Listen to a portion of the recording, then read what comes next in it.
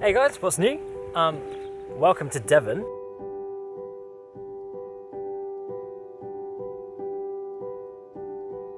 This is where I'm going to shoot today. As you can see, got my FS700 down there. Can you see it? Is there somewhere?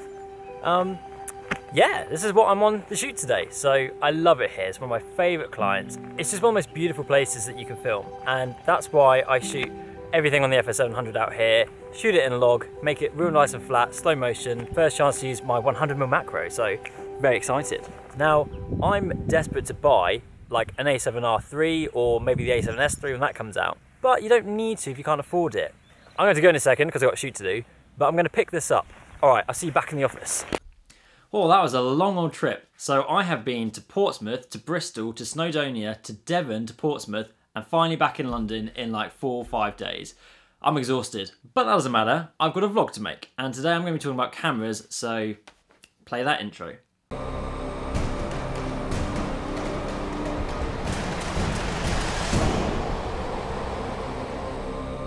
You know what time of year it is. It's NAB, which means cameras, cameras, cameras. New gear getting announced very soon.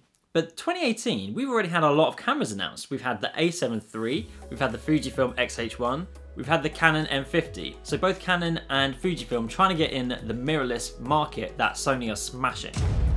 But NAB is coming up, so you have to wonder, what are these companies going to announce? My thoughts is that Canon might go for a new DSLR, they might announce something exciting. Probably not going to be as spectacular as we all hope. They've just announced the Canon C700 FF full frame, so they're obviously trying to get into that cinema market more and more and more. Now, if that's the case, they're probably going to be easing off on the DSLR mirrorless front, but I hope not, because Canon do some great bits of kit, like the Canon 1DX Mark II. It's massive, it's heavy, but the image quality is great. But let's talk about the cameras that have come out, because you're probably wondering what camera to buy, and there's so many things going on. So I'm just going to break them down individually and talk about them, and very soon I will be doing a vlog on these cameras, getting my hands on them, showing you how they work, what's good, what's not good. There's already tons out there, so have a look. The camera that is grabbing most people's attention, the Sony A7 III. I mean, this camera looks great. It looks great, right? For £2,000, you have internal 4K, 120 frames, log, you've got a 24 megapixel camera.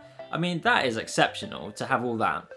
As well as, you've also got your full frame and your APS-C mode still, which I love as a feature. I think that is such a win by Sony. You can be on a 25mm lens and just crop onto the APS-C and boom, you've got 2 focal lengths. To be packing all this into £2,000, I've got to take my hat off to Sony. But am I going to buy one?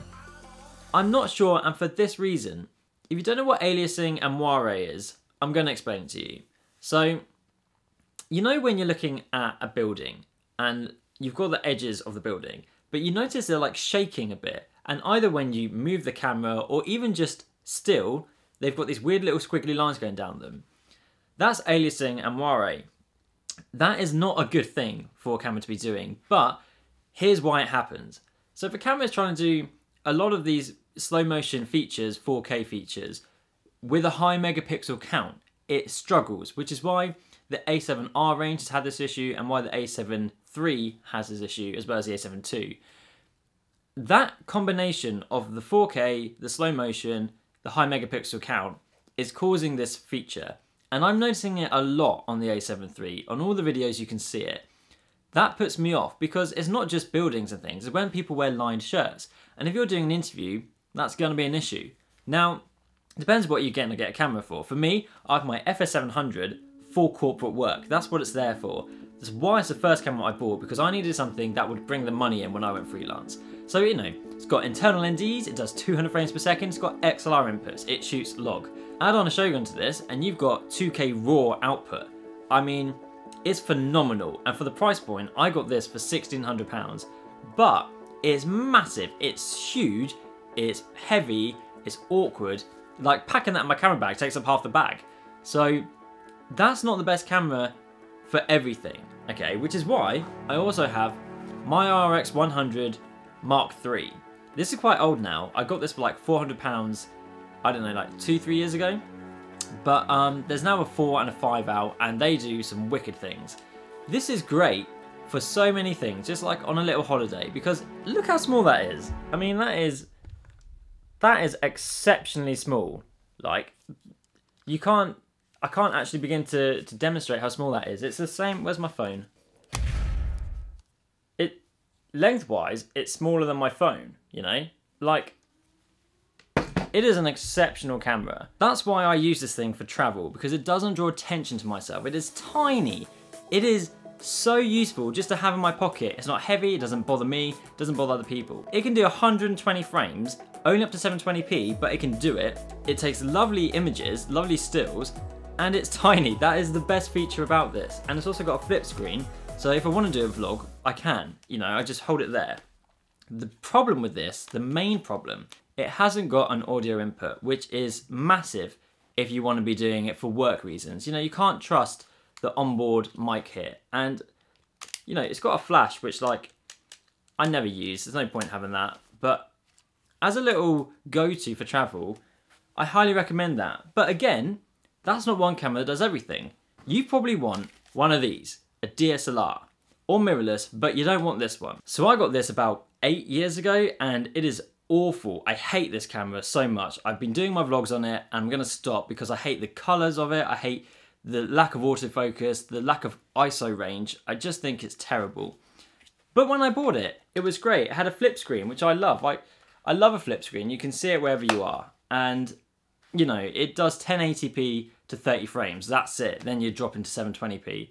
So that brings me back to what's on the market now. So we've spoken about the Sony, but the Fujifilm, that has piqued my interest, okay? That does everything that the Sony does, and it seems to do it really, really nicely. And Fujifilm has a color science that is top notch, but it's not full frame.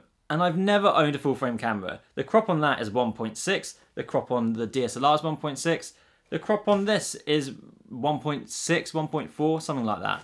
I want a full frame camera, and Fujifilm isn't doing that yet, but they are really, really entering as contenders now. Again, 4K internal, 120 frames, log, so now you've got F-log. That said, you're still getting the aliasing and moire, and one of the cameras that manages to avoid that and have a high megapixel count is the Canon 1DX Mark II. This has been out for a long time now, and it's used by vloggers all the time because it's got incredible autofocus, it takes amazing stills, it does stunning video. It's big though, it's big and it's heavy, and I actually want something small like a mirrorless camera. None of these cameras are perfect, there's always a trade-off, and choosing the right camera for you is the important thing here. Not one camera is perfect for everyone. For the price point, the GH5 does seem to have a lot about it that is good.